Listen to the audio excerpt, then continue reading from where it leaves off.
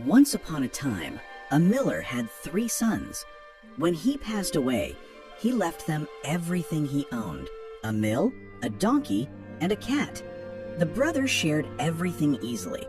The oldest got the mill, the middle one got the donkey, and the youngest only got the cat. The youngest son was very sad. "My brothers can work and be happy," he thought. "But what about me? After I eat this cat and make gloves from its fur, I'll be so hungry." The cat heard him, but he wasn't angry. He calmly said, "Don't be sad, master. Just give me a bag and a pair of boots for walking in the woods.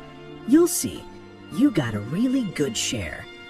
The young man didn't feel much better, but he had seen how clever the cat was at catching mice, so he didn't completely give up hope. The cat got his boots and bag. He put on the boots, hung the bag around his neck, and held the straps with his front paws. Then he went to a place where many rabbits lived.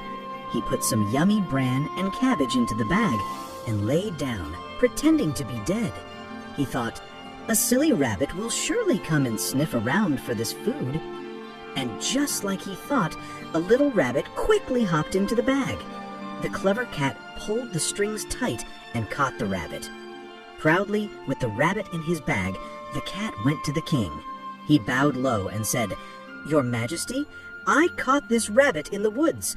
My master, the Marquis of Carabas," the cat made up this fancy name right there, "asked me to bring it to you as a gift." "Tell your master," said the king, "that I thank him for this lovely present." Another time, the cat hid in a field.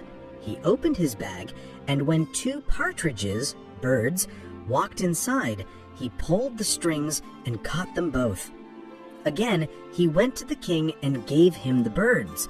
The king was very happy and gave the cat some money. For a few months, the cat kept bringing gifts to the king from his master. One day, he heard that the king and his beautiful daughter were going to take a ride by the river, so the cat told his master, "Master, if you listen to me, you'll be very lucky. Go to the river now and swim where I tell you. I'll do the rest." The young man, the Marquis of Carabas, did what the cat said. He didn't know how much good this bath would bring him. Just as the Marquis was swimming, the king's carriage came by. The cat started to shout as loud as he could, "Help! Help! My master, the Marquis of Carabas, is drowning!" The king poked his head out of the carriage. He knew the cat because of all the gifts he brought. He told his guards to quickly help the Marquis of Carabas. While the Marquis was being pulled from the river, the cat went to the carriage and told the king, "While my master was swimming, robbers stole his clothes. I shouted and shouted, but they still took them." The naughty cat had actually hidden the clothes under a big rock. The king told his helper to give the Marquis of Carabas the best clothes from his own closet. The king welcomed the Marquis warmly. The handsome new clothes made the young man look even better. He was already very handsome. The king's daughter liked the young Marquis a lot. The Marquis barely had time to look at her, and she was already completely in love with him. The king decided he wanted to ride in his carriage with the Marquis of Carabas. The happy cat, knowing his plan was working, ran ahead. He saw some farmers cutting hay in a field and told them, "Good farmers, if you don't tell the king that these fields belong to the Marquis of Carabas, you'll be cut into tiny pieces." When the king asked the farmers whose fields these were, they all said, "They belong to the Marquis of Carabas." They were a little scared of the cat's threat. "You have a wonderful farm," the king told the Marquis. "Yes, your Majesty, we get so much hay from this field every year." The clever cat ran ahead again.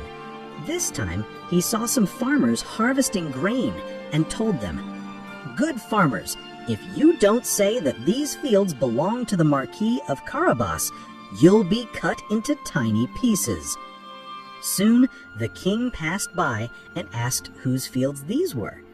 "They belong to the Marquis of Carabas," the farmers answered. The king and the Marquis were both very happy with this answer. The cat kept running ahead of the carriage, telling everyone he met the same thing. The king was very surprised by how much land the Marquis of Carabas owned. Finally, the clever cat came to a beautiful castle. This castle belonged to an ogre. He was the richest boss in the whole area. All the land the king had ridden through belonged to him. The cat carefully asked about the ogre and what he could do. Then he asked to see him, saying he didn't want to pass the castle without being polite. The ogre welcomed the cat nicely and asked him to rest. "They say," the cat began, "that you can change into any animal, like an elephant or a lion." "That's right," he grumbled. "To show you, I'll turn into a lion right now." The cat was so scared to see the lion that he quickly climbed onto the roof. It was hard because his boots weren't good for walking on roof tiles. After a little while, when the ogre changed back to his normal self, the cat came down and said that he had been very scared. "They also say, though I don't believe it, that you can change into a very small animal, like a rat or a mouse. I really think that's impossible." "You don't believe me?" the ogre shouted. "I'll show you right now." In that very moment, he turned into a tiny mouse and started running across the floor. As soon as the cat saw this, he jumped and swallowed the mouse. Just then, the king saw the ogre's beautiful castle from the road and wanted to go inside. When the cat heard the carriage, he ran out to meet them and told the king, "Your Majesty, welcome to the home of my master, the Marquis of Carabas." "What? Marquis? This castle is yours too? This is the most amazing place I've ever seen. Let's go inside if you don't mind." The Marquis offered his hand to the king's daughter and followed the king. They went into a big room where a wonderful meal was ready. It turned out that the ogre's friends were supposed to come that day, but when they heard the king was there, they were too afraid to enter. The king was impressed by the Marquis's good manners. His daughter was completely in love with the Marquis.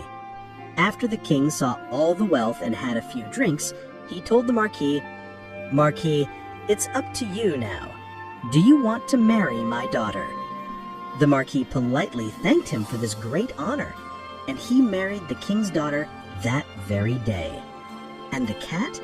He became a very important person at the palace. From that day on, he only chased mice for fun.